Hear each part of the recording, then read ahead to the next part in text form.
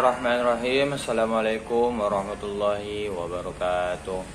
Alhamdulillahirabbil alamin wassalatu wassalamu ala asyrofil anbiya'i wal mursalin sayyidina wa nabiyina Muhammadin wa ala alihi washabihi ajmain. Amma ba'du.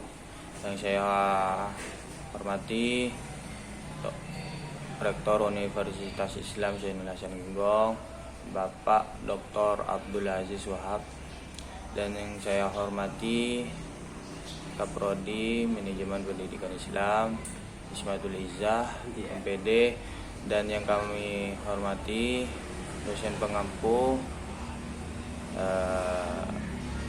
Bapak Dr. Muhammad Firgul Muttaqin, dan teman-teman sekalian yang saya cinta sayangi. Nah, di sini saya akan mempresentasikan peta konsep saya yang berjudul Kepemimpinan Pendidikan Islam.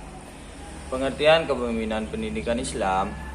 Kepemimpinan pendidikan Islam adalah proses mengarah, bimbingan, dan memotivasi individu atau kelompok dalam konteks pendidikan untuk mencapai tujuan yang sesuai dengan nilai-nilai Islam. Dalam kepemimpinan ini, seorang pemimpin pendidikan Islam tidak hanya bertugas memastikan tercapainya tujuan pendidikan, tetapi juga menanamkan akhlak, iman, dan nilai-nilai keislaman kepada peserta didik. Seorang pemimpin pendidikan Islam bertanggung jawab tidak hanya secara akademik, tetapi juga dalam pembinaan karakter, moral, dan spiritual peserta didik sesuai dengan prinsip-prinsip Islam. Hakikat kepemimpinan pendidikan Islam: yang pertama, yakni berbasis Al-Quran dan Sunnah. Kedua, pembentukan karakter dan akhlak. Ketiga, menghargai keberagaman dan persaudaraan. Keempat, menciptakan lingkungan yang islami. Dan yang kelima, berorientasi pada kebahagiaan dunia dan akhirat. Teori kepemimpinan dalam pendidikan Islam berfokus pada bagaimana kepemimpinan dalam lingkungan pendidikan berperan sebagai pemadu, motivator, dan teladan berdasarkan prinsip-prinsip Islam. Kepemimpinan dalam pendidikan Islam bertujuan untuk membentuk individu yang tidak hanya memiliki pengetahuan dan keterampilan, tetapi juga memiliki karakter yang baik dan berakhlak mulia. Berikut adalah beberapa teori utama kepemimpinan dalam pendidikan Islam. Yang pertama, kepemimpinan sebagai amanah atau tanggung jawab. Dan yang kedua, kepemimpinan sebagai teladan atau uswah hasanah.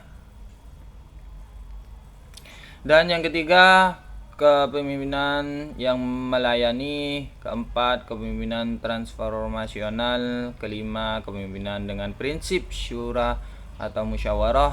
Dan yang terakhir, kepemimpinan dengan keadilan atau adil. Dan yang terakhir, syarat-syarat kepemimpinan pendidikan Islam.